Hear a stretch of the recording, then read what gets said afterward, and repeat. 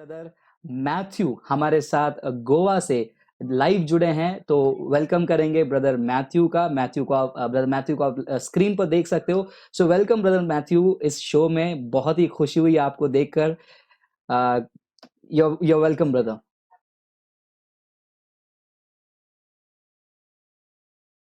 आपने कहा कि ये इंक्वायरी जो इंक्विजिशन है सिर्फ उन्हीं लोगों पर हो रही है जो क्रिश्चियन बने हैं, तो ये कितना सच हाँ है कि ये जो कन्वर्ट हुए हैं इनको जबरदस्ती कन्वर्ट किया गया है? मतलब ऐसा भी लोग कह रहे हैं कि जबरदस्ती देखिए इनको कन्वर्ट किया, फिर बोल रहे कि फॉलो करो, और वो हिंदुइज्म का जो उनका प्रेम है अपने रिलीजन का, जिसके वजह से वो पीछे जा रहे थे, इसके वजह से प्रोसिक्यूशन हुआ, ये कितना सच है? देखिए आपको अगर हम गोवा की बात करें तो देखिए जब स्पेन में इंक्विजिशन शुरू हुआ था वो इसलिए नहीं हुआ था कि जो न्यूली कन्वर्ट्स हैं वो फिर से अपने धर्म का ऐसा वैसा कर रहे हैं, ऐसा नहीं था। हो रहा था ये कि जब देखिए स्पेन में देखिए जब वो मुसलमान ईसाई बने थे तब वो क्या कर रहे थे कि जो प्रार्थना कर रहे थे उनको तो किसी ने सिखाया था नहीं कि भाई ईसाई जैसे प्रार्थना कैसे करनी चाहिए। हाँ, मिसा बलिदान को जाते थे, चर्च में जाते थे, लेकिन जो अपना प्राइवेट प्रेयर है वो कैसे करें? तो अच्छा मैं नमाज ऐसे पढ़ रहा था तो ठीक है मैं प्रभु यीशु का नाम भी ऐसे ही लेता हूँ, जैसे कि बाव करके वो नमाज पढ़ते हैं। तो उन्होंने कहा ठीक है, जब मैं बाव करता हूँ मैं प्रभु यीशु का नाम लेता हूँ, मैं अल्लाह का नाम नहीं लूंगा, मैं प्रभु यीशु का नाम लेता हूँ। लेकिन वो तो साइलेंट प्रे था। देखने वाले को ऐसा लगता है कि हम्म। ये आज भी नमाज पढ़ रहा है। हम्म। सही बात है। राइट। अभी देख, ऐसे बहुत सारे चर्च हैं जहाँ पे लोग ईसाई हैं लेकिन आरती पूजा करते हैं, लेकिन जब वो आरती पूजा करते हैं तो किसी हिंदू देवी देवताओं को वो उनका नाम नहीं लेते, वो प्रभु यीशु का ही नाम लेते हैं। लेकिन जो बाहर से जो देखता है उनको क्या लगता है, अरे ये तो आरती पूजा कर रहे हैं, ये आज भी दूसरे देवी देवताओं को मान रहे हैं, ऐसा लगता है। तो मिसअंडरस्टैंडिंग की वजह से। दूसरी बात ये है कि जब तक ये दूसरे मुसलमान और जूस थे, और वो लोग जो पुराने हैं वो तो जो न्यूली कन्वर्ट है उन पर इन्फ्लुएंस डालने की कोशिश करेंगे और उनको वापस लेने की कोशिश करेंगे। सही बात है। तो ये फियर था। और बाद में मैंने बताया कि दूसरा फियर ये था कि जो उनके जो मैल प्रैक्टिसेस थे जैसे कि ब्लैक मैजिक, ये वो वगैरह, चाइल्ड सैक्रिफाइस वगैरह, उनको वो एनकरेज करेंगे। सही बात है। तो इस डर की वजह से स्पेन में हुआ। गोवा में क्या हो रहा था मैं बताता हूँ। इसीलिए जब गोवा में ईसाई धर्म कैसे आया वैसे आया वो इतिहास जानने की जरूरत है। पहले ये जानने की जरूरत है कि जब भी हम कहते हैं हिंदू, हिंदुइज्म है क्या, हिंदू धर्म है क्या? हिंदू धर्म का मतलब ये है कि भारत में जो धर्म थे, और ये बहुत सारे धर्म थे, तो उनको एक कैटेगरी में डालकर हिंदू कहते हैं। और ये जो शब्द हिंदू है, क्या ये संस्कृत शब्द है? ये तो एक पारसी शब्द है, पर्शियन शब्द है, उर्दू शब्द है, जो मुसलमानों ने उनको दिया है। तो इस देश में, और जब गोवा में भी पुर्तगाली लोग आए थे, एक मानता था विष्णु पे, दूसरा मानता था शिवा को, तीसरा मानता था बेताल को, और कोई मानता था किसी और को। और मैं एक बात बताऊं, इंटरेस्टिंग चीज, अगर आपने हिंदू धर्म पे रिसर्च की हो तो ये लोग आपस में ही लड़ रहे थे। जो विष्णु का पुजारी है और जो शिवा का पुजारी है मानने वाला, वो आपस में लड़ जी रहे थे। जी, मैंने पढ़ा है। अगर आप गोवा में, हाँ तो आप गोवा में आए तो एक फेमस वर्ड्स हैं, आड़वो आणि उभो। आड़वो मतलब ऐसा, साइडवेज, आड़वो। अच्छा हिंदी में मैं वो शब्द नहीं मिल रहे। और उभो यानी सीधा। हाँ, उभो यानी ये सीधा। थोड़ा सा मराठी टाइप लग रहा तो है। आप आड़ा देख, मतलब थोड़ा सा ऐसा, हाँ और हाँ, स्ट्रेट आड़ा, मतलब ऐसा। उभो, हाँ, ऊपर। स्ट्रेट। हाँ। इसका मतलब क्या है? आड़वो मतलब जो शिवा के भक्त है वो। क्योंकि अगर आप कोई भी शिवा का भक्त उसको देखिए, वो 3 लाइनें बनाएंगे माथे पे और एक लाल टिक्का राइट। बनाएंगे, कहने के लिए तीसरी आंख है शिवा की, ये वो है। जो विष्णु के पुजारी आप देखेंगे ऐसा यू जैसा बनाएंगे माथे पे और एक लाल टिक्का बनाएंगे। यस। तो वो माथे पे टिक्का बनाने की पद्धत भी उनकी अलग सी है। तो ये दोनों ग्रुप्स जो है उनको कहते हैं हम शैवाइट्स और वैष्णवाइट्स। वैष्णवाइट्स। एक दूसरे के बीच लड़ रहे थे क्यों? ये कह के भाई सबसे बड़ा देवता है कौन, शिवा या विष्णु? तो ये जानने की जरूरत है कि जो हिंदू धर्म है वो एक धर्म नहीं था उस समय। हर एक ग्रुप का अपना अपना भगवान हुआ करता था, और ये जो ग्रुप है वो आपस में ही लड़ते थे। तो जब पुर्तगाली लोग गोवा में आए, ऐसा ही एक ग्रुप था, फिशरफोक ग्रुप था, फिशरफोक ग्रुप था, और उनके खुद के देवी देवता थे यार, ये भी बताना मैं चाहूंगा, उनके खुद के देवी देवता थे। वो विष्णु या शिवा या राम या कृष्णा को नहीं मानते थे, उनके खुद के देवी देवता थे। तो उनकी लड़ाई हो गई मुसलमानों से, क्योंकि उन्होंने कि एक औरत को छेड़ा था या वगैरह। तो ये लोग गए, और ये ट्राइबल लोग थे गोवा के, जो हम नेटिव, मैं नेटिव, हम लोग ट्राइबल ट्राइबल यानी हमारी जो ट्राइब कम्युनिटी रहती है वो थे।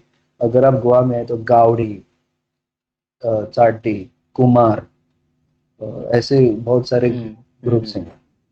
तो और हाई कास्ट जो ग्रुप है उनको कहते हैं बामन। बाद में सुधीर एक है। तो गावड़ी, चाटी, Kunbi, Harvey, these are the groups in Goa. So these were the different groups, और हर एक ग्रुप का एक एक देवी देवता हुआ करता था। वो विष्णु कृष्णा राम को नहीं मानते। तो वो जाके मिलने अल्बुकेर से। तो अल्बुकेर में उन्होंने क्या कहा, भाई देखो, तुमको चाहिए कि मैं तुम्हें हेल्प करूं, ठीक है, लेकिन एक शर्त है, आप लोग ईसाई बनो। तो उन्होंने कहा ठीक है, अगर आप हमारी रक्षा करना चाहते कर सकते हो, और आपका भगवान हमारी रक्षा कर पाते हैं, तो हम ठीक है ईसाई बन लेते हैं, उसमें क्या है, हमारा भगवान तो हमारी रक्षा नहीं कर रहा है, हमने हमने बहुत कोशिश की। तो उनके लिए इजी था कि वो इस धर्म को, अल्बुकेर ने अपने सिपाहियों को डाला, भेजा, उन्होंने हरा दिया मुसलमानों को। तो जब उन्हें पता चला कि भाई हाँ ठीक है, इसके देवता ने, ये जो धर्म की बात कर रहे हैं, उन्होंने जाके हमारे लिए जीत लेके आए हैं, चलो बनते हैं ईसाई।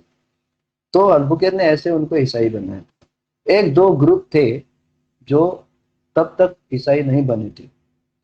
तो जब सेंट फ्रांसिस जेवियर गोवा में आए मिशनरी की तरह, तो उन्होंने देखा कि अल्बुकेर ने ईसाई तो बनाया है, लेकिन उनको ठीक से धर्म के बारे में सच सच नहीं बताया, उनको सिर्फ नाम से ईसाई बनाया। ब्रदर, एक एक सवाल पूछ सकता हूँ इफ यू हाँ, डोंट माइंड? जैसे कि मैं हाँ, बार बार पैराफ्रेजिंग मोड में चले जाता हूँ क्योंकि मैं वैसा अंडरस्टैंड करता हूँ। तो यानी कि ये लोग जो हाँ। ईसाई बने थे, ये कुछ लोग, ये हम्म। किस कारण से बने थे आपने बताया, लेकिन मैं फिर से चाहता हूँ कि आप उसको रिपीट करें। क्यों वो लोग हाँ क्रिश्चियनिटी को अपना रहे थे? चावल, समोसा, यहाँ पर तो आपने ऐसा कुछ बात ही नहीं किया, इसके वजह से आ गए। जी नहीं, वैसा कुछ नहीं था, वैसा कुछ नहीं था। देखिए, मैंने जैसे बताया, उनकी मुसलमानों से लड़ाई हुई, वही जाके लोग अल्बुकेर से मिले, जो पुर्तगाली थे। उन्होंने कहा हमारी मदद कर दो। तो अल्बुकेर ने कहा, मैं एक शर्त रखता हूँ, मैं मदद करूंगा, अगर जीते तो आप ईसाई बनो। तो उन्होंने कहा ठीक है, अगर आपका जो भगवान है हमें जीत देता है, जिता के देता है, तो हम बनेंगे। और वो जीत गए। तो उन्होंने जो शब्द दिया है उसका तो पालन करना ही पड़ेगा ना।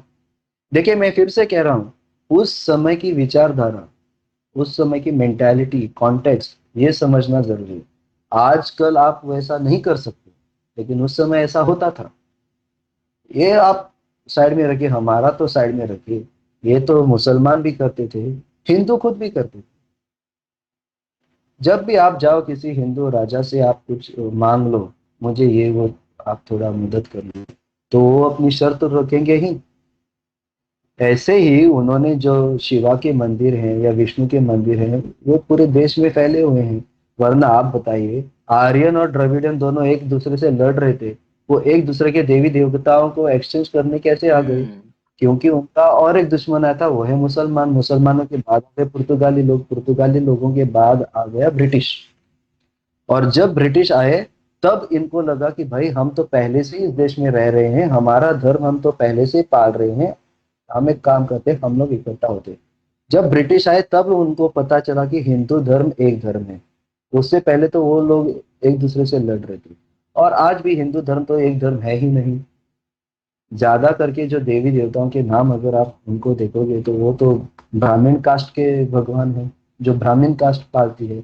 क्या उन्होंने नीचे जाति लोगों को जाके देखा है कि भाई हमारा देव देव कौन है, हमारा भगवान कौन है, जो हमारे पूर्वज जो है वो किस देवी देवता पे मानते थे, वो हमें मालूम है? और क्या उनको मालूम है कि इस देवी देवताओं की पूजा ये ब्राह्मण लोग कभी करेंगे ही नहीं? तो वो ऐसा है। तो जब सेंट फ्रांसिस जेवियर गोवा में आए, तो उन्होंने देखा कि अल्बुकेयर ने उनको ईसाई तो बनाया है, लेकिन उनको पढ़ाया कुछ नहीं। तो सेंट फ्रांसिस जेवियर ने जो लोकल लैंग्वेज है हमारी कोंकणी, वो सीखी। और कोंकणी में जो धर्म के जो सत्य हैं उनको लिखा, कि एक भगवान है, वो है पिता पुत्र पवित्र आत्मा, ये वो सब कुछ जो हमारे फंडामेंटल ट्रूथ्स हैं उनको ये किया। और बच्चों बच्चों को जाकर वो पढ़ाते थे। बाद में उन्हें पता चला कि अल्बुकेयर के साथ इन ट्राइब्स ने जो कॉन्ट्रैक्ट किया था, मैंने कहा था एक लगभग 25 या 23 ट्राइब्स थे, उनमें से सिर्फ 20 ईसाई बने थे, जो बाकी के 3 थे वो नहीं बने थे। तो उन्होंने जाके पूछा, आपने बोला था कि आप बनना चाहोगे ईसाई, क्या आप अब भी बनना चाहते थे? मैंने कहा ठीक है, हमारे जो बाकी के जो हैं भाई बहन वो तो बन गए, हम बाकी थे। तो उन्होंने ऐसे उनको ईसाई बने। लेकिन उन्होंने कभी दाल चावल शक्कर वगैरह दिखा के उनको ईसाई नहीं बनाया। वो खुद तो कभी कभी खाना नहीं खाते, तो वो क्या दूसरों को देंगे? क्या लोगों को मालूम है कि कितना कष्ट करके सेंट फ्रांसिस जेवियर ने इस भारत में प्रभु यीशु मसीह का प्रचार किया है? वो कभी कभी उपवास भी करते थे। मैं आपको बताना चाहूंगा ब्रदर कि सेंट फ्रांसिस जेवियर कोई आम आदमी नहीं थे, वो थे नूंसियो ऑफ द पोप। नूंसियो यानी जो एम्बेसडर रहता है प्रेसिडेंट का, दूसरे देश में जाओ तो उनको आपको एक रूम देना पड़ता है, ये वो फैसिलिटी देने। वैसे ही सेंट फ्रांसिस जेवियर एम्बेसडर थे पोप के भारत में। और एक बात बताता हूँ, भारत यानी जो आज का भारत का जो टेरिटरी है उतना ही नहीं, उस समय का भारत, पुर्तगाल का भारत कहाँ से हुआ करता था मालूम है? पाकिस्तान से लेके चाइना के माकाओ तक। यानी कि उसमें Malaysia, Thailand, Indonesia, Myanmar, Bangladesh, ये सारे टेरिटरीज उनको इकट्ठा करके पुर्तगाली लोग उसको भारत कहते थे। और गोवा इस पूरे भारत का, उस समय के भारत का पुर्तगाली कैपिटल हुआ करता था। तो Goa was the capital of the Portuguese for the whole of Asia. वाह। जो इंडिया निकाल के जो एशिया पार्ट है टिल माकाओ इन चाइना, वो हुआ करता था कैपिटल ऑफ ऑल दिस। और जब सेंट फ्रांसिस जेवियर आए थे, वो आए थे as an ambassador of the Pope. लेकिन वो बड़े बड़े पैलेस में नहीं रहे, एक छोटे से रूम में रहते थे। और गोवा में तो वो थोड़े थोड़े महीने रहते थे। कहीं जाते, अपना धर्म का प्रचार जो करना है वो काम करते, उनको पढ़ाते, ये वो करते, बाद में आते और 2-3 महीने यहाँ पे रहते, बाद में कहीं और जाते। वो बहुत बहुत दूर गए हैं। ये भी कहा जाता है कि सेंट पॉल भी इतने नहीं घूमे जितने सेंट फ्रांसिस जेवियर घूमे तो हैं। ये सेंट यहाँ पर ब्रदर, सॉरी वापस से इंटरप्ट कर रहा हूँ आपको, सेंट जेवियर हाँ, की बात निकली है यहाँ पर। लेकिन आजकल मैं हम्म, ट्विटर में और टेलीग्राम में ऐसे काफी सारे पोस्टर्स देख रहा हूँ, काफी सारे व्हाट्सएप फॉरवर्ड देख रहा हूँ। इनको गोवा के इतिहास का सबसे ब्रूटल किलर का नाम दिया जा रहा है और कह रहे हैं कि ये हाँ, व्यक्ति ने जो है ये ब्रूटल किलिंग का काम किया हुआ है। लेकिन आप पूरा अलग ही उसका विपरीत एक विजुअल दे रहे हो मुझे कि वो हाँ, उनका ह्यूमिलिटी क्या है, हाँ, रीच आउट क्या है। मतलब ये दोनों में मतलब कुछ मेल जोल नहीं हो रहा। ये तो सिंपल सी एग्जांपल है, कंपैरिजन ठीक ऐसा है। हो रहा है कि एक व्यक्ति को दिखाया जा रहा है कि ये क्या कहते हैं, हिटलर है, लेकिन उसका जो छवि आप दिखाने हम्म, की कोशिश करो वो महात्मा गांधी टाइप की है। वही तो। और बताना चाहता हूँ ब्रदर, ये लोग अगर सेंट फ्रांसिस जेवियर के खत पढ़े तो उनको पता चलेगा कि भारत, भारतीय पेट्रियोटिज्म जो है ना, वो सेंट फ्रांसिस जेवियर के अंदर सबसे ये ज्यादा लोग व्हाट्सएप यूनिवर्सिटी से क्योंकि बाहर जाएंगे तो ही खत पढ़ेंगे, वो भी जो दूसरे लैंग्वेज में वाले। Yes brother, please go on. क्योंकि मैं आपका आपको बताना चाहता हूँ कि खत आप पढ़ेंगे तो उन्होंने लिखा है, उन्होंने जो क्रूरता, जो ब्राह्मण लोग क्रूरता दिखाते थे नीची जाति के लोगों के खिलाफ, उनके बारे में लिखा। एक इंसिडेंट बताना चाहता हूँ कि जो सेंट फ्रांसिस जेवियर ने अपने खत में लिखा है। वो कहते थे कि जो ब्राह्मण लोग हैं वो गरीबों से खाना मांगते, ये बता के कि ये कोई देवता है, वो आप पे नाराज है, इसलिए आपके घर में परेशानियां हो रही। तो वो खाते थे, लेकिन परेशानियां तो कंटिन्यू होती थी। तो बाद में वो फिर से आते थे मंदिर में, भट्ट जी ये क्या हुआ, पुजारी जी ये क्या हुआ, हमारा जो प्रॉब्लम है वो सॉल्व ही नहीं हो रहा। तो वो कहते थे, हाँ ये भगवान तो खुश है, कोई और भगवान आप पे वाह। गुस्सा है तो आप और नारियल सो तो लेके। सच्चाई ये है कि तो क्रिश्चियंस चावल वो, देके कन्वर्ट नहीं कर रहे हाँ, थे, ये लोग चावल ले रहे थे। ये चावल खा रहे थे खुद उनसे, वो तो काम ही नहीं कर रहे थे। तो ये जो गरीब है उनसे, और सिर्फ खाना ही नहीं, उनकी जमीन भी हड़प लेते थे। उनकी लड़कियों को, बच्चों को वो लेते थे और उनको देवदासी बनाते थे। जो टेम्पल प्रोस्टिट्यूट कहते हैं ना, वो बनाते थे। तो इसीलिए मैंने कहा, शायद मैंने नहीं कहा शुरुआत में, लेकिन शेफाली वैद्या कहती है कि चर्च में माफी मांगनी चाहिए। मैं कहता हूँ मांगे माफी। यस। आज आप, आज का समय देखकर उस समय के पुर्तगालियों से आप कह रहे हैं कि चर्च को माफी मांगनी चाहिए, तो मैं आज के समय से लेकर उसी समय तक जो ब्राह्मणों ने किया है, ब्राह्मणों ने किया है, क्या वो लोग माफी मांगने के लिए तैयार हैं? जो चाइल्ड सेक्रीफाइसेस होती थी, सती होती थी, कास्ट सिस्टम होता था, आप उन लोगों को कभी कभी आप देखिए, अगर आपके घर में कोई मेड हो, काम करने वाली हो, अगर आप उनको अच्छी तरह से पगार नहीं दोगे, कोई और उसको अच्छी पगार दे रहा है, क्या वो वहां पे नहीं भागेंगे? सिंपल सी बात है, जरूर सिंपल भागेंगे। सी बात है। नीचे जाति के लोग जो है, ये लोग ब्राह्मण लोग उनको ठीक से खाना वगैरह नहीं देते, उनको लूटते थे। तो जब सेंट फ्रांसिस जेवियर आए, उन्होंने कहा देखो, ये देवता वो देवता, यहाँ यहाँ वहां जहाँ जाने की जरूरत नहीं है, ये वो देने की जरूरत नहीं है।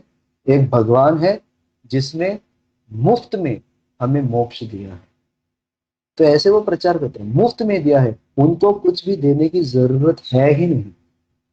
आप उनको मान लो और आप देख लो कि आपका जो प्रॉब्लम है वो सॉल्व हो जाएगा। ब्रदर, आप भी मिनिस्ट्री चलाते हो, कितने सारे चमत्कार होते हैं जब हम प्रभु यीशु मसीह का नाम की प्रचार करते हैं, कितने सारे चमत्कार होते हैं। सेंट फ्रांसिस जेवियर के जीवन में भी ऐसे बहुत सारे चमत्कार हैं। और आप अगर गोवा में आओ, बाहर के लोगों को लगता है कि गोवा के जो हिंदू हैं वो ईसाई लोगों के खिलाफ हैं, वो सेंट फ्रांसिस जेवियर के खिलाफ है। मैं आपको बताऊं, जब आप ओल्ड में आओगे ना, 3 दिसंबर को जब उनका फीस्ट रहता है, गोवा के जो हिंदू भी है ना, वो पैरों पे चल के उनकी पूजा करने के लिए, पैरों पे चल के उनका, उनको मिलने आते हैं। क्योंकि गोवा में उनको टाइटल मिला है गोइंग्स ऑफ साइड, हम्म। यानी गोवा का प्रोटेक्टर, हम्म। गोवा का लॉर्ड। ये टाइटल सिर्फ ईसाइयों ने नहीं दिया है। आप किसी हिंदुओं से भी बात करो, गोवा में अगर आप आओ, जो गोवन हिंदूज हैं, हम्म। उनको अगर आप तो सेंट फ्रांसिस जेवियर के बारे में, वो कहेंगे वो हमारे साहिब हैं, उनकी वजह से गोवा आज भी सुरक्षित है, ऐसा लोग कहते हैं। ये क्यों है? क्योंकि उन्होंने प्रभु यीशु मसीह का बहुत प्रचार किया था, और बहुत सारे चमत्कार भी उनके नाम पे हुए थे। आप मानो या ना मानो, उनका शरीर आज भी है। मेरे पिताजी बताते हैं कि जब वो छोटे थे, आज तो उनका शरीर जो है वो एक ग्लास कास्केट में डाला हुआ है, उनकी आंखें हैं, बाल है, वो देखने को नहीं मिलते। लेकिन मेरे पिताजी कहते थे, कुछ 30 25 50 साल पहले अगर जब एक्सपोजिशन होता था, उनकी बॉडी को नीचे लाया जाता था, तो वो ग्लास कास्केट नहीं रहता था, और उनका जो बॉडी है, ऐसा लगता था कि ये कल ही मरा हुआ आदमी है। यस, मैंने पढ़ा है इसके बारे में। हाँ, तो उनकी जो बॉडी है वो सड़ी नहीं थी। ये सबसे बड़ी मेरिकल कहते हैं लोग, और इसीलिए आज भी देखने को आते हैं। तो मैं कहता हूँ, इस इंसान के अंदर कुछ भी गलत था, प्रभु यीशु मसीह का प्रेम छोड़ के अगर कुछ भी गलत था, तो ऐसे चमत्कार नहीं होने चाहिए थे। मेरे जीवन में भी जब मैं उनको मिलने गया हूँ, मैंने उनसे कहा है, देखिए मेरे लिए प्रार्थना कीजिए, मैंने भी देखे हैं। और उनका, जब भी आप उनका पिक्चर देखोगे, तो उनका जो हार्ट है, वहां पे एक फायर दिखाई देगा। ये फायर इसलिए है क्योंकि एक खत में उन्होंने लिखा था कि मेरा प्रभु यीशु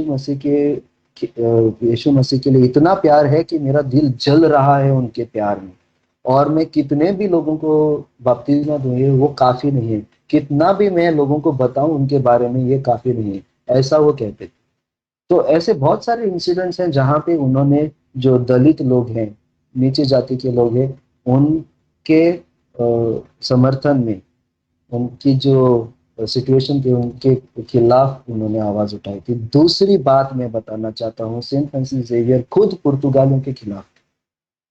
बस ये मेरा अगला सेंट सवाल था आपसे ब्रदर कि सेंट फ्रांसिस का आपने काफ़ी एकदम बहुत ही सिस्टमैटिक वे में आपने एक्सप्लेनेशन दिया है कि इंक्विजिशन क्या है, क्यों लाया गया, चर्च का कितना कंट्रीब्यूशन है, पॉलिटिकल पार्टी कितनी इन्फ्लुएंशियल थी, लोग खुद से होकर कैसे क्रिश्चियन बन रहे थे। अब सेंट ज़ेवियर को क्यों यहाँ पर ज़बरदस्ती जोड़ दिया जा रहा है और इसमें सेंट ज़ेवियर का कितना हाथ है? मुझे तो अभी लग रहा है आपके बातों को हाँ सुनकर कि सेंट ज़ेवियर को तो पूरी तरह से गलत पेंट कर दिया है, हाँ लेकिन वो सच्चाई आप अभी शेयर कीजिए हमारे दर्शकों के हाँ। साथ। तो मैं ये बता रहा था कि सेंट फ्रांसिस जेवियर खुद पुर्तगालियों के खिलाफ थे, क्योंकि वो क्या करते थे, अपना बिजनेस चलाने के लिए जो नेटिव लोग हैं उनको सताते थे। तो उन्होंने राजा को एक चिट्ठी लिखी थी, बताने के लिए, ये आपके जो सिपाही हैं वो ठीक तरह से नहीं रह रहे। बाद में उन्होंने खुद पोप को भी एक लेटर लिखा, वो कहा कि जो सबसे ज्यादा क्रूर लोग हैं ना, वो पुर्तगाली लोग। ये खुद सेंट फ्रांसिस जेवियर ने अपने लिखा है, वो मैंने अपने आर्टिकल में भी डाला है, ये लेटर मैंने अपने आर्टिकल। अभी ये इल्जाम सेंट फ्रांसिस जेवियर पे क्यों, इंक्विजिशन का? क्योंकि ऐसा हुआ कि एक खत उन्होंने लिखा था किंग जॉन द थर्ड को। ओके, उसका जो डेट है वो लिखा था उन्होंने 16 मई 1546 को लिखा था। ठीक है, 16 मई 1546 को। ओके, लेकिन उन्होंने जो लिखा है ना, वो मैं आपको पढ़ के दिखाता हूँ। ठीक है, सिर्फ एक सेंटेंस ही उन्होंने, एक सेंटेंस यानी एक फ्रेज ही लिखा था, सिर्फ एक पैराग्राफ है, वो सिर्फ 2-3 लाइन का जी। पैराग्राफ है। पोर्चुगीज है, मैं पोर्चुगीज नहीं पढ़ूंगा, जो इंग्लिश ट्रांसलेशन है वो पढ़ूंगा। ठीक है, the second necessity for the, और बात ब्रदर मैं पढ़ने से पहले बताना चाहूंगा, एक एक शब्द को आप ठीक तरह से सुनिए। ठीक है, एक एक शब्द को सुनिए। जी। The second necessity for the Christians is that your majesty establish the holy inquisition। इसको होली क्यों कहा जाता है? क्योंकि वो एक डिपार्टमेंट ऑफ द चर्च है। because there are many who live according to the Jewish law and according to the Mohammedan law without any fear of God or shame of the world. And since there are many who are spread all over the fortresses, there is the need of the Holy Inquisition and of many preachers। सिर्फ इतना ही लिखा है। तो उन्होंने कहा है कि again second necessity for the Christians. उन्होंने ये तो नहीं कहा ना for the Hindus, for the Muslims, for the Jews, ऐसा नहीं कहा। उन्होंने कहा second necessity for for the the Christians. Christians. हाँ, is that your majesty establish the holy inquisition. Your majesty किसको कह रहे हैं? वो ये किंग जॉन द थर्ड को कह रहे हैं, वो पोप को नहीं कह रहे हैं। पोप को अगर कहते थे योर होलीनेस या होली फादर, लेकिन वो किंग को कह रहे कि आप यहाँ पे जो इंक्विजिशन है वो आप लाओ। इसका क्लियर कट मीनिंग ये है कि इंक्विजिशन गोवा में करना या पोर्चुगीज टेरिटरी में करना पोप के हाथ में नहीं था, वो राजा के हाथ में था। ये हो गया। दूसरा है because there are many who live according to Jewish law and Mohammedan law. Jewish law यानी यहूदी, मोहम्मदन यानी मुसलमान। आप बताओ, इस खत में मैं आपको बताता हूँ, इस पैराग्राफ में हिंदुओं का नाम है ही नहीं। ठीक है, इस खत में हिंदुओं का नाम है ही नहीं। हिंदुओं को दूसरे जो शब्द थे वो थे हीदन, पेगन, वो नाम भी नहीं है। सिर्फ दो धार्मिक कम्युनिटीज का यहाँ पे जिक्र है, वो है जूस और मुस्लिम्स। ठीक है, और बाद में वो कहेंगे because they are spread all over the fortress. Which fortress? कौन सी ये फोर्ट्रेस है? तो ये जानना जरूरी है कि ये खत वो लिख रहे थे कहाँ से, कहाँ से ये उन्होंने लिखा। राइट। तो ये तो उन्होंने गोवा से नहीं लिखा, ये खत उन्होंने आज का जो भारतीय टेरिटरी है वहां से नहीं लिखा। ये खत उन्होंने लिखा आम्बोयना। आम्बोयना एक आइलैंड है जो आज इंडोनेशिया में पड़ता है। ओ ओके। हाँ। और आम्बोयना जो है वो एक फोर्ट्रेस है।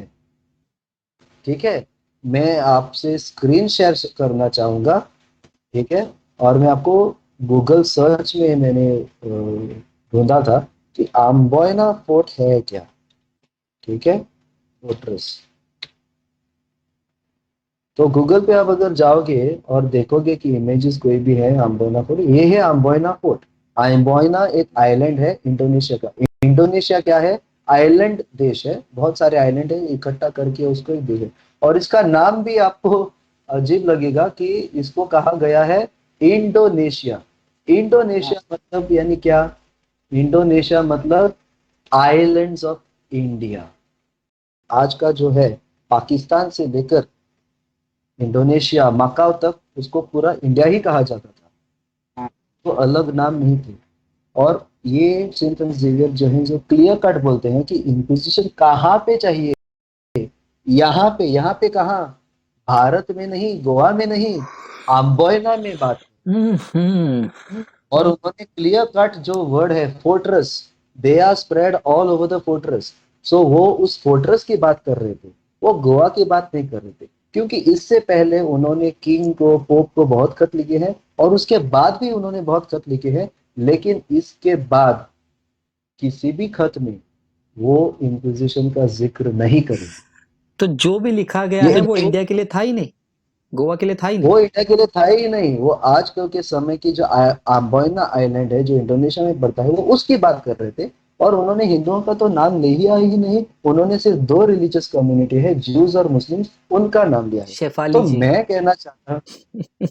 कहना चाहता हूँ कि सेंट फ्रांसिस जेवियर, अच्छा ठीक है उन्होंने इंक्विजिशन लाया, लेकिन उनका इंटेंशन ये तो नहीं था कि वो इंक्विजिशन ला के हिंदुओं को परेशान करे। तो सेंट फ्रांसिस जेवियर को पर्पसली इसमें लाया गया है, उनका तो वो इंटेंशन था ही नहीं। और मैंने आपको शुरुआत में ही बताया था, खुद प्रिंस सेंट फ्रांसिस जेवियर खुद अंडर द इंक्विजिशन गए थे। हम्म। तो इंक्विजिशन में मैंने आपको बताया इंक्वायरी थी। तो जब भी कोई इंसान अंडर द इंक्विजिशन आता है तो उनसे क्या किया जाता था, ये समझने के लिए हमें जो अकाउंट्स हैं वो पढ़ने चाहिए जो उस समय के लोगों ने लिखे। एक फ्रेंच डॉक्टर था, फिजिशियन था, उसका नाम है चार्ल्स डिलन। उनको भारत में लाया गया था, लेकिन गवर्नर ऑफ दमन दीव ने उनको सताया था, हम्म। तो उनको अंडर द इंक्विजिशन बहुत परेशान किया था। अब देखिए हाँ। वो कैथोलिक है, फ्रेंच कैथोलिक है, लेकिन गोवा में he was prosecuted under the inquisition. Goa में उनको अंडर द इंक्विजिशन पीड़ा दी गई थी, फ्रेंच कैथोलिक थे वो, हिंदू तो नहीं थे ना। तो उन्होंने अकाउंट लिखा है, आप उनका अगर पुस्तक, और ये जो मैं कहना चाहूंगा, आज जो कुछ भी शेफाली वैद्या चर्च के खिलाफ बोल रहे हैं ना, वो एक पुस्तक के आधार पर है जो अनंत कगबा प्रियोलकर, उन्होंने बुक लिखा था the evil of the inquisition. वो बुक मैंने बहुत रिफर किया है मेरे आर्टिकल में, उनके ही बुक की वजह से मैंने ये आर्टिकल लिखने की कोशिश की। तो उन्होंने बहुत सारी नफरत स्प्रेड करने की ट्राई की कि ये कह के कि ईसाइयों ने ऐसा किया है, चर्च ने ऐसा किया है, वैसा किया है। लेकिन और उन्होंने एक भी बात की कि उन जो अकाउंट था, जो बुक लिखा था चार्ल्स डिलन ने, वो भी उन्होंने अपने अटैचमेंट में डाला है उस बुक में। लेकिन इनको लगा कि पहले उन्होंने किया क्या है कि अपना जो पुस्तक है वो डाला है, तो एक मेंटेलिटी क्रिएट की है कि चर्च ने बहुत रॉन्ग किया है, मेरे पास सबूत है, अगर आपको चाहिए वो पीछे ही है, वो आप पढ़ लो। तो एक बात बताओ, अगर ऑलरेडी एक इंप्रेशन गया है और एक इंसान सबूत के आधार पर एक इंप्रेशन बना रहा है, आप वो बुक पढ़ने जाओगे क्या? जाओगे नहीं, क्या? सीधी बात है। हाँ। लेकिन मैंने कहा मैं पढ़ूंगा, और जब मैंने पढ़ा तो जो कुछ भी ये इंसान अपने बुक में लिख रहा है ना, अनंत कस्बा प्रियोकर प्रियोकर, वो तो पूरा ऑपोजिट है जो चार्ल्स डिलन कह रहे हैं। वाह। अनंत कस्बा प्रियोकर का कहना था कि हिंदुओं को पीड़ा पीड़ देते, लेकिन चार्ल्स डिलन जो है वो एक भी हिंदू का नाम मेंशन नहीं करता।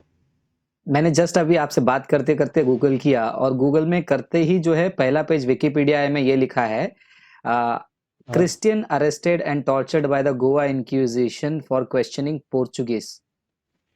या एक बेसिक कर्सरी सर्च भी जो है सो कॉल्ड जर्नलिस्ट शेफाली वैद्या हाँ, नहीं कर पाए।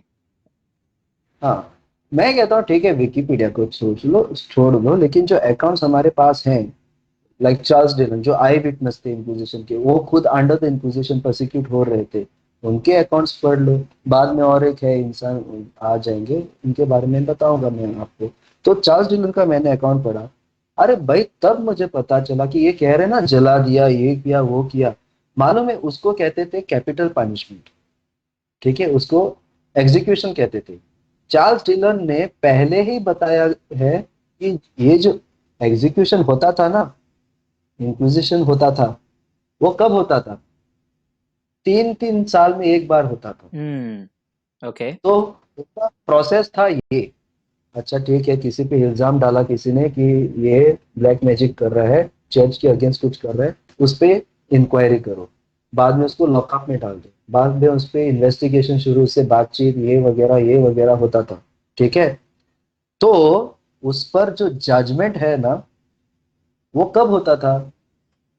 एक दिन रहता था जो 3 साल में एक बार या 2 साल में एक बार आता था, और उस दिन को कहते थे आवता दे फे।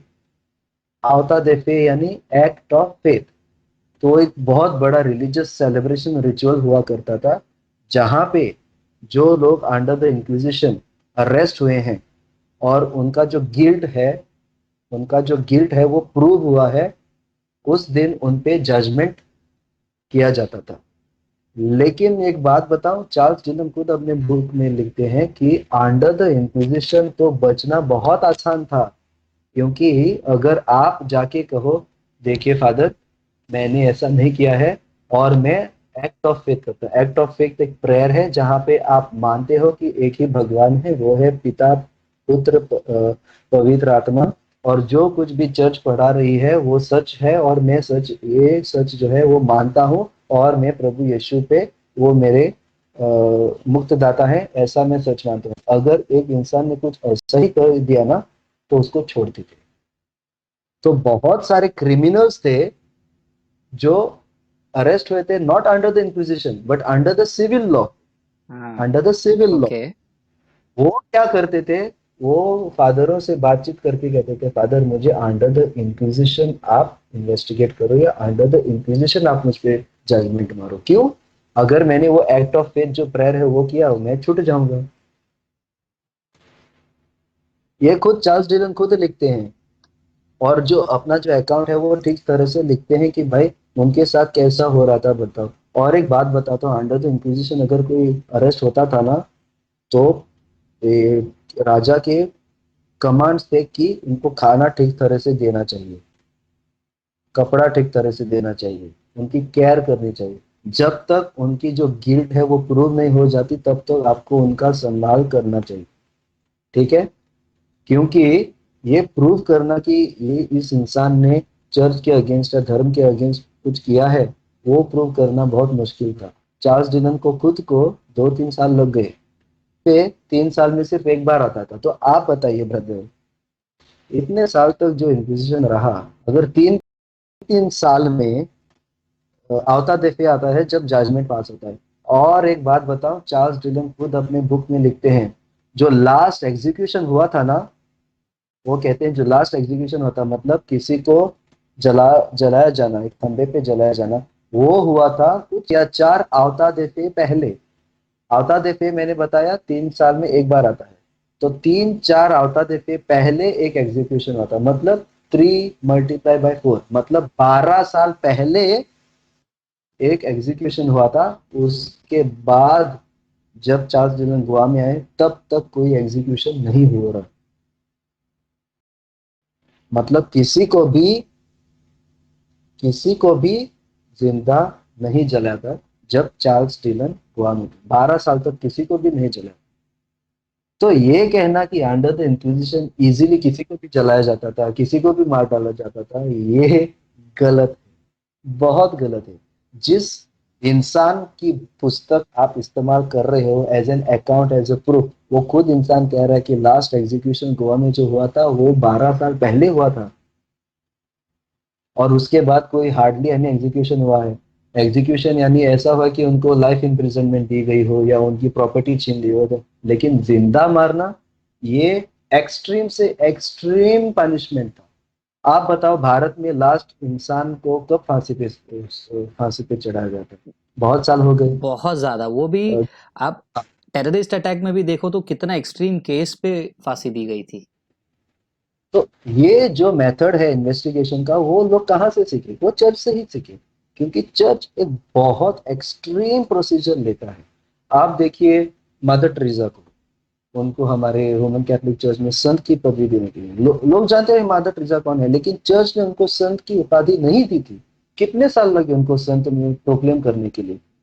Around 20+ years. क्योंकि वो इन्वेस्टिगेशन ठीक से होनी चाहिए। सेम प्रोसीजर उस समय में होता था, इन्वेस्टिगेशन ठीक से होनी चाहिए, इस इनका इंसान की जो गलती है वो प्रूव होनी चाहिए।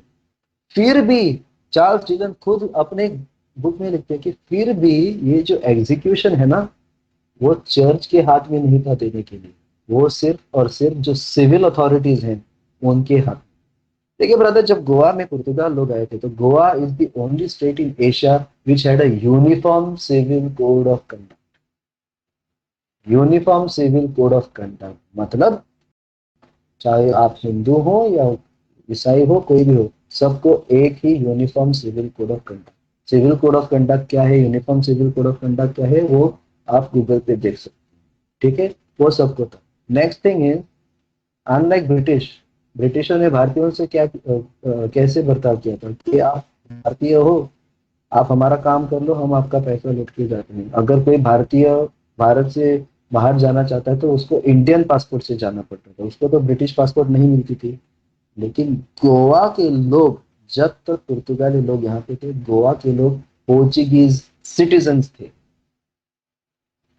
वो भारतीय सिटीजन नहीं थे और पोर्तुगीज अलग नहीं थे।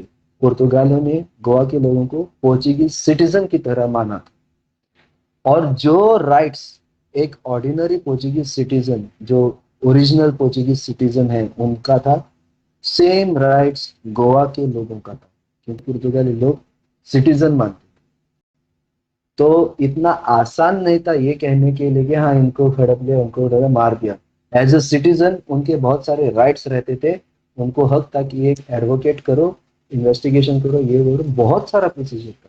सो मेरे आर्टिकल में इन डिटेल्स मैंने लिखा है कि चार्ल्स डिलन का अगर आप अकाउंट देख लें तो शेफाली वैद्य की जो पूरा का पूरा झूठ है वो तो तहस नहस हो जाए। और सेंट फ्रांसिस के मैंने बारे में आपको बताया है, उनके खत के बारे में इवेल्युएशन करके, राइट। कि जो उनके में जो इंक्विजिशन का था वो तो अम्बोयना के कॉन्टेक्स्ट में था, वो गोवा के कॉन्टेक्स्ट में। अमेजिंग। दूसरी बात एक बताऊं ब्रदर, कि जब पोप को पता चला कि इंक्विजिशन मिसयूज हो रहा है, लोगों को सताया जा रहा है, तब पोप ने खुद इंक्विजिशन के खिलाफ बोला था। लेकिन ये राजा वगैरह हैं, वो कहाँ सुने, उनको तो ऑलरेडी पादरवा तो दी हुई थी, तो वो तो अब वापस नहीं ले जा सकते ना। तो अपना जो है काम है वो कर लेते थे। दूसरी बात मैं बताना चाहता हूँ ब्रदर कि अकाउंट्स हैं, जो चार्ल्स डिलन ने अकाउंट्स लिखे हैं उसमें भी अकाउंट्स है, वहाँ उस समय के टाइम पे उनके भी अकाउंट्स हैं कि एक हिंदू दूसरे हिंदू को अंडर द इंक्विजिशन बेचता, एक हिंदू दूसरे हिंदू को अंडर द इंक्विजिशन बेचता था। कहने वाओ। के लिए ये कहते थे कि ये इंसान हिंदू था, वो ईसाई बना और वापस हिंदू बना है, आप इसको लेके जाओ। जो अपनी जो खास की दुश्मनी है ना, वो इस तरह से निकालते थे, उनको अरेस्ट करवाते थे। It's totally messed up. I मेरे पास शब्द नहीं है, हाँ, ये इतना मेस्ड अप है। ये मैंने मेरे आर्टिकल में लिखा है, और इसका जो सबूत है वो भी मैंने फुटनोट में डाला है। वो कौन सा खत है, कौन सा अकाउंट है, किसने लिखा है, किसने बताया है, ये मैंने मेरे आर्टिकल में लिखा है कि एक हिंदू दूसरे हिंदू को ऐसे ये करता था। बाद में बहुत सारे ये भी हैं कि जो पोर्चुगीज सिटीज सोल्जर्स थे, आते थे, अगर तुम नहीं सुनोगे तो मैं तुम्हें इंक्विजिशन में डाल दूंगा। तो ऐसे लोगों को डरा के और उनसे रिश्वत लेना, ये लेना वो लेना, उनको डरा धमका के ये करना, लोग बाद में डर जाते। ठीक है, रही बात मंदिर वगैरह तोड़ने की, मंदिर वगैरह जी। तोड़ने की, क्योंकि शेफाली विद्या ने मुझे एक बार बताया था कि जो सेंट जेवियर का एक खत है, उसमें उन्होंने लिखा था कि जो बच्चे हैं वो खुद कुल्हाड़ी लेके कुछ लेके मंदिर तोड़ते हैं और उनको बहुत खुशी होती थी। तो वो कहते थे ये क्या है, ये क्या। मैंने कहा भाई देखो कॉन्टेक्स्ट, और एक बार कॉन्टेक्स्ट आप देखिए, लाल किला जो है, ताजमहल जो है, वो किसने बनाया? नहीं शाहजहां नहीं ने। नहीं, वो तेजो महल है, आप झूठ बोल रहे हैं ब्रदर। Just joking. हाँ। Just joking. नहीं नहीं, सही बात है, उनको कौन बताएगा कि ताजमहल शाहजहां ने नहीं, उनको लगता है वहां पे भी मंदिर था।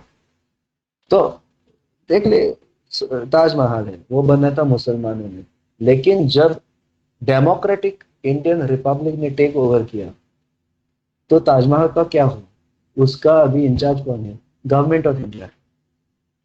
ठीक है, उस समय में भी जब कोई इंसान, जब कोई राजा दूसरे राजा पे आक्रमण करता था, तो उसकी जीत का एक सबूत जैसा वो क्या करता था, उनकी जो मेन पैलेस है और जो मेन टेम्पल है, चाहे वो टेम्पल हो या चर्च हो या मस्जिद हो, उस पे अपना झंडा गाड़, जैसे हमारे किसान लोगों ने किया, किसान भाइयों ने किया, उन्होंने रैली निकाली, लाल किले पे जाके अपना झंडा हो गए।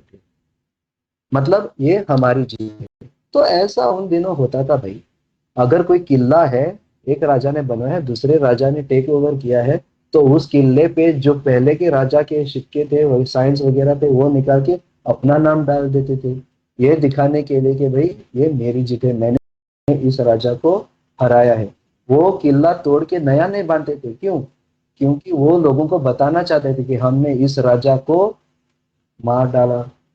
ये बताने के लिए वो सबूत छोड़ते थे, लेकिन इस पे हमारा कब्जा है, ऐसा कहते थे। तो मंदिर तोड़ना उन दिनों मेंटेलिटी समझ के इंटरप्रिटेशन करना चाहिए। जैसे कि मैंने कहा कि यूरोप में टेम्पल्स थे, बहुत सारे पेगन गॉड्स गॉडेसेस के टेम्पल्स थे, देवी देवताओं के टेम्पल्स थे, लेकिन अब सारे यूरोपीय लोग ईसाई बन गए। राइट। तो आप मुझे बताओ, ईसाई धर्म में हम सिर्फ एक ही देवी देवता की प्रार्थना, एक ही भगवान की प्रार्थना करते हैं, एक ही परमेश्वर, एक ही मुक्तिदार प्रभु यीशु मसीह की प्रार्थना करते हैं। हमें क्या जरूरत है उन मंदिरों की? तो वो क्या करते थे, जो स्टैचूज है वो देव देवता के, उनको निकाल के बाहर फेंकते थे, और वो जो बिल्डिंग है उसको चर्च जैसे इस्तेमाल करते थे। तो ये उस टाइम होता था जब पुर्तगाली लोग यहाँ पे आए। आप बताओ, ये जो बच्चे, ये जो लोग हैं, दलित लोग हैं, जब वो ईसाई बने तो उन्होंने सोचा होगा अब हमें इस मंदिरों की क्या जरूरत है, ये मंदिर तोड़ लेते हैं, वहां पे चर्च बना लेते हैं। हम्म। अब अब तक कोई सबूत नहीं है कि जहाँ पे सारे के सारे चर्च है वहां पे मंदिर ही था। ये कोई नहीं बताना चाहता हूँ ब्रदर कि विजयनगर एम्पायर गोवा में था, कदम्बा एम्पायर था, लेकिन उस समय के अगर आप मंदिरों की जांच पड़ताल करने जाओ तो आज तक एक ही मंदिर बाकी है, वो है तामड़ी सुरला में, जो विजयनगर एम्पायर डेट तक होता है, मतलब पोर्चुगीज आने के पहले वो मंदिर आज भी है। तो मैं कहना चाहता हूँ कि अगर पुर्तगाली लोग इतने ही ये थे तो वो कोने कोने में पहुंच के वो सारे के सारे मंदिर तोड़ देते। बाद में वो कहते हैं, दो लोगों को जब मैं ये बताता हूँ वो कहते हैं नहीं, पुर्तगाली लोग वहां पे नहीं पहुंचे ना, नहीं तो वरना वो भी तोड़ देते। तो मैंने कहा ठीक है, वहां पे नहीं पहुंचे तो मैंने कहा तो क्या 450 साल गोवा में इतना ही थोड़े से ही जगह पे रह गए होंगे क्या? खाक पे थे? क्या कर रहे थे? मैं आपको गोवा का नक्शा दिखाना चाहता हूँ ब्रदर, कि आप अगर गोवा का नक्शा देखोगे ना तो अब समझ में आएगा कि गोवा छोटा सा है, लेकिन 11 तालुका है। और ये आप स्क्रीन देख सकते हो, ये आपको दिखाई दे रहा है ब्रदर? मैं पुट अप कर दूंगा ब्रदर स्क्रीन पे। अच्छा ठीक है, ठीक है। तो ये है गोवा का मैप, ये है पैडने बिचोली बन। सो ये जो लाल आप देख रहे हो ना, ये है जो पोर्चुगीज ने पहले स्टार्टिंग में जो टेरिटरीज कॉन्कर किए थे वो। सो स्टार्टिंग, ये जो स्टार दिख रहा है, यहाँ से थोड़ा आगे जाओगे तो यहाँ पे मिलेगा आपको ओल्ड गोवा। तो ओल्ड गोवा उस समय गोवा का कैपिटल रहा करता था। तो ये फर्स्ट टेरिटरीज थे अंडर द पोर्चुगीज। बाद में उन्होंने बारदेस, जो मापसा में पड़ता है, ज्यादा दूर नहीं है, तो 10-12 किलोमीटर का डिफरेंस है। और बाद में सालसेट, मड़गांव जिसको हम कहते हैं वो, और ये मुरमुगांव यानी वास्को ड गामा, वो एरिया। तो यहाँ से बारदेस से लेके यहाँ तक तो 40 किलोमीटर या 50 किलोमीटर का, 50 किलोमीटर की दूरी रहेगी। बाद में ये है पोंडा, पोंडा ये वगैरह जो एरियाज हैं वो उन्होंने बाद में कॉन्कर करना शुरू कर दी। लेकिन जब तक 1961 आता, जब गोवा को कहते हैं लिबरेशन मिला है, तब तक मैं बताऊं, आज जो गोवा में थोड़े जगह हैं वो भी पोर्चुगीज के अंडर नहीं थे। तो 450 साल उन्होंने किया क्या? अगर वो यहाँ पे सिर्फ धर्म प्रचार करने आए थे, सिर्फ लोगों को मारने आए थे, फोर्सफुली कन्वर्ट करने आए थे, तो 450 साल में क्या आप सोच सकते हैं कितने सारे ईसाई होने चाहिए थे, एब्सोल्युटली। कितने सारे क्रिश्चियंस होने चाहिए थे? अगर पूरा का इतना बड़ा ब्राजील 150 साल में पूरा क्रिश्चियन बन सकता है, तो 450 साल में इतनी क्रूर पुर्तगाली शासन था, इतना क्रूर, अगर उनके हिसाब से इतना क्रूर पुर्तगाली शासन था, तो सिर्फ 2% ईसाई क्यों भारत में? बाद में ब्रिटिश भी तो आए थे, इतना क्रूर था, तो सिर्फ 2% ईसाई क्यों? बाद में कहते हैं कि ये राजा वो राजा है इसलिए वो यहाँ वहां नहीं जा पाए, ये वो कहते हैं। मैं कहता हूँ वो राजा आए और गए, पुर्तगाली लोग तो 450 साल यहाँ पे थे। ब्रिटिश भी आए और गए, पुर्तगाली लोग तो यहाँ पे टिल 1961 थे। तो क्या उनके हाथ में कुछ भी नहीं था करने के लिए? अगर वो पावरफुल थे ही नहीं तो इतने सारे साल वो रूल कैसे कर सके? और जानते हो ब्रदर आप, पुर्तगालियों को गोवा में लाने वाले हैं कौन? खुद गोवा के ब्राह्मण हिंदू। वाह, एक दिस इज नाम है शॉकिंग। मोगू पाए। हाँ, मोगू पाए। उन्होंने खुद अल्बुकेर को अपने पीठ पे लेके कुर्सी पे बिठा के गोवा में लाए थे। और एक बात, अल्बुकेर की जब मौत हुई थी ना, तो उनकी डेड बॉडी को कुर्सी पे बिठा के और वो कुर्सी कंधे पे डाल के उन्होंने उनको दफनाया था। ये दफनाने की पद्धत, कुर्सी पे बिठाना इरेक्ट एक डेड बॉडी को, ये हिंदू लोग अपने जो स्वामी कहते हैं ना, स्वामी जी रहते हैं हिंदू लोगों के, ये उनकी पद्धत है। क्योंकि वो उनको समाधि मानते हैं, मतलब ये इंसान मरा नहीं है, ये सिर्फ सोया हुआ है, ये आज भी जिंदा है। इतना बड़ा दर्जा उन्होंने अल्बुकेर को दिया था। तो मैं कहता हूँ शुरुआत में तो आप ही लोग थे जिन्होंने उनको इधर लाया था। जब इंक्विजिशन भी हो रहा था, तब बहुत सारे हिंदू थे जो उनको सपोर्ट कर रहे थे। क्यों? Caste system. गोवा में ब्रदर बहुत कास्ट सिस्टम था। अनफॉर्चुनेटली चर्च में भी वो कास्ट सिस्टम चल रहा है।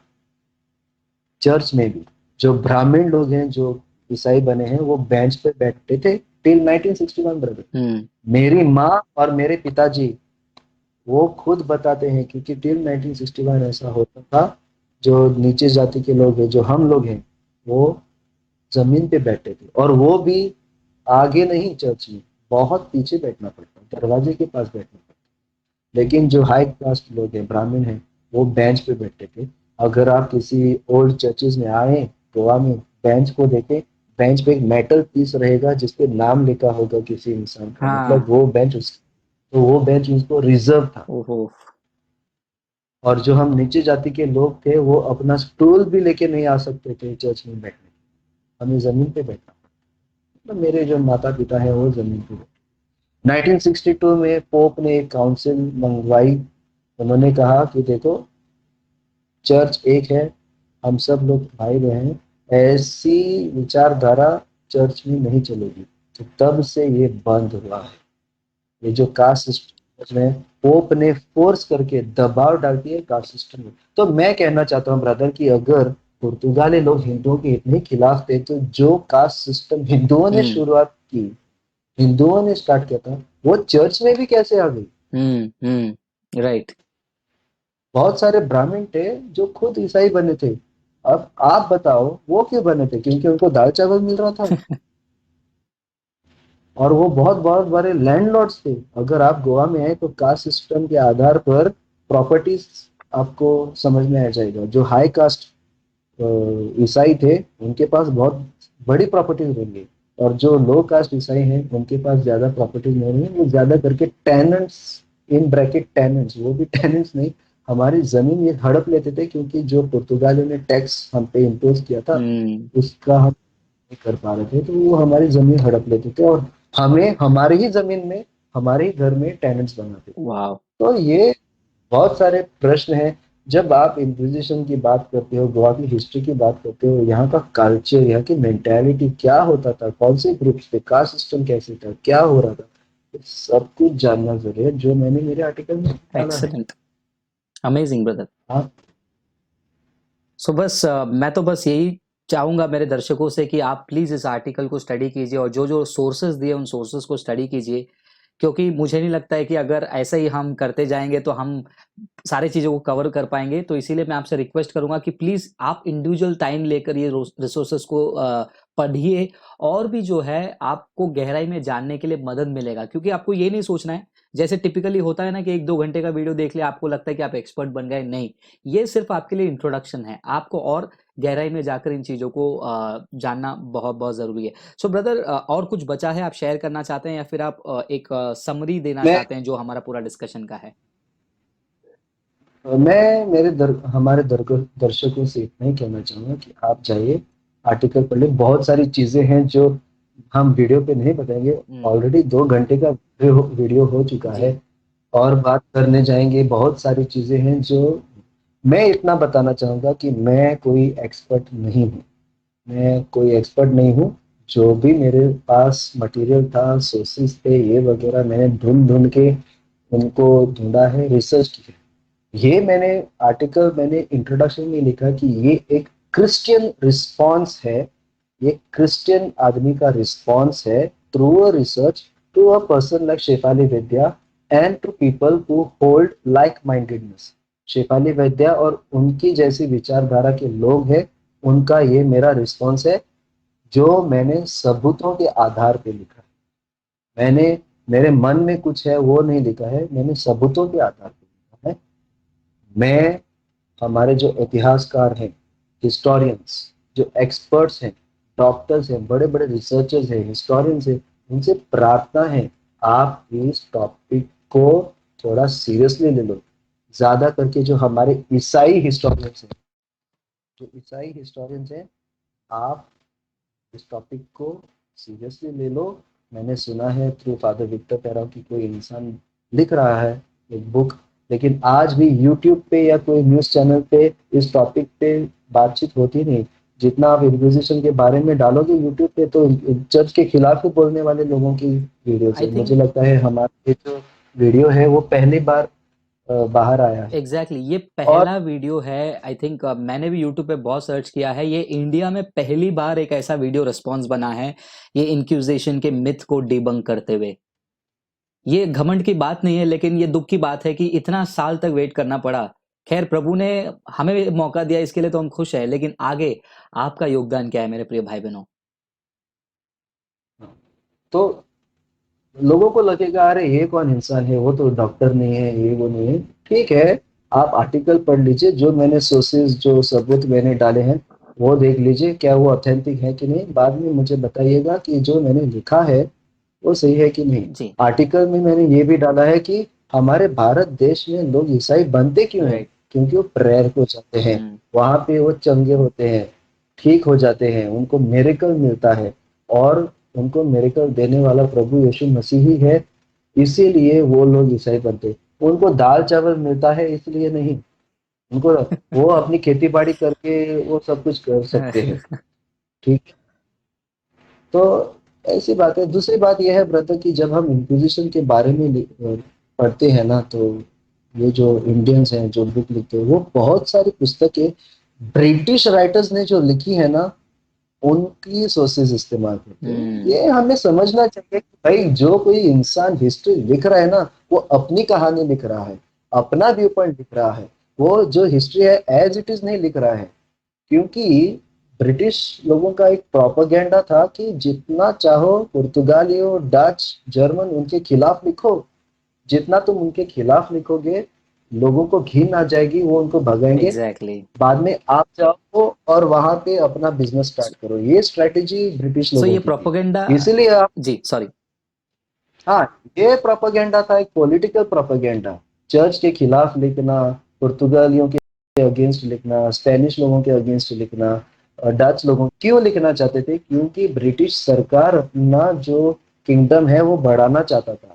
लेकिन वो किंगडम बढ़ाने के लिए जो पहले से वहां पे हैं, जो यूरोपीय लोग हैं, उनको हटाना चाहिए। लेकिन इनको हटाने का राइट। काम करेगा कौन? हम्म, ये काम करेंगे वहां के ही लोग। तो अगर पुर्तगाली लोग गोवा में है तो गोवा के लोगों ने ही पुर्तगालियों को भगाना चाहिए, ताकि ब्रिटिश लोग यहाँ पे आ जाइए। ब्रिटिश को अंदर लाने वाले ब्रदर, ब्रिटिश लोगों को हिंदुस्तान में लाने वाले और कोई नहीं, पुर्तगाली ही थे। क्योंकि उनकी शादी हुई थी बेटी की उनके लड़के के साथ, और उन्होंने जो बम्बई है जो उस समय गोवा का पार्ट हुआ करता था, उसको एक डावरी जैसी डावरी दी थी। ठीक है, तब से उन्होंने यहाँ पे आना शुरू किया और उनका कुछ एग्रीमेंट हो गया, और इसी तरह ये प्रोपेगेंडा चला के उन्होंने कुछ ऐसा वैसा लिख दिया जिसकी वजह से आज भी हम ये सब कुछ ये कर रहे हैं, भोग ले रहे हैं। We are suffering because of that.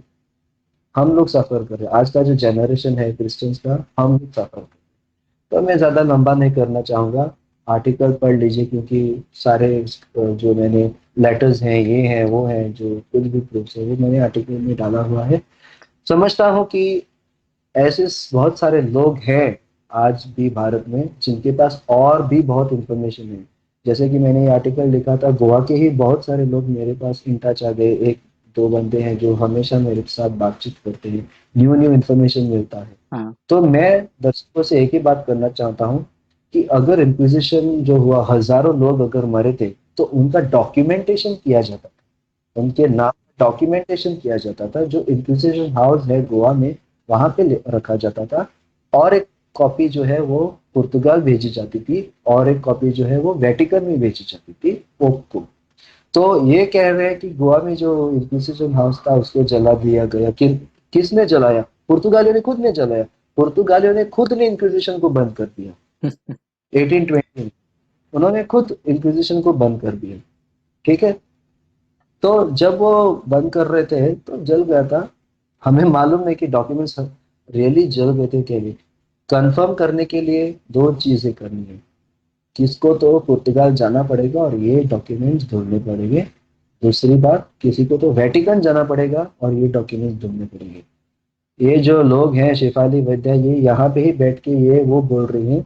वो लोग पुर्तगाल और वेटिकन जाके ये डॉक्यूमेंट्स लाने के लिए तैयार नहीं है। सो बर्डन जब ऑफ तक ये प्रूफ उनके शोल्डर पे है। अगर उनका दावा ये है हाँ तो जाओ डॉक्यूमेंट लेकर हाँ आओ, फिर बताओ हमको। सिंपल सी बात। हाँ, कि ये डॉक्यूमेंट्स अभी तक सेफ हैं, इनको किसी ने हाथ नहीं लगे। जब स्पेनिश इंक्विजिशन हुआ था तो सारे के सारे डॉक्यूमेंट जो हैं वो मिले हैं। और इस पर बीबीसी ने एक डॉक्यूमेंट्री निकाली थी। जब उन्होंने डॉक्यूमेंट्स पढ़े तब उनको लगा कि भाई, जिस तरह से इंक्विजिशन को एक हॉरिफिक क्राइम जैसे प्रेजेंट किया जा रहा है, क्या वो झूठ है? क्योंकि आप कोई भी हॉलीवुड मूवी देख लो, तो उस समय पे ये जो हॉलीवुड के लोग थे वो मजाक उड़ाते थे। और आज भी बहुत सारी मूवीज आती हैं जहाँ पे बर्निंग एट द स्टेक एक बहुत बड़ा क्राइम जैसा बताया जाता जी। है। कई मिडिवल टाइम्स की कोई मूवी हो तो ऐसा दिखाया जाता है कि हर रोज किसी को जलाया जा रहा है, ऐसा दिखाया जाता है। लेकिन जब ये रिसर्च हुई तो बीबीसी ने डॉक्यूमेंट्री निकाली कि भाई, ये कुछ ओवर एग्जेजरेशन नहीं हो रहा है।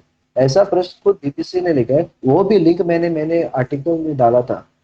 तो हुआ ये कि बहुत सारे जो आप बात कर रहे थे शेफाली वैद्य के, है ना, कि विमेन की ब्रेस्ट ये हो रही थी, कर रहे थे, काट रहे थे। ओ भाई, पोर्चुगीज इंक्विजिशन में नहीं हो रहा था, वो इंडिया में नहीं हो रहा था, वो जर्मनी में हो रहा था। ठीक है। तो देखिए, under the Catholic church inquisition हुआ था स्पेन में, और under the Portuguese, under the Spanish.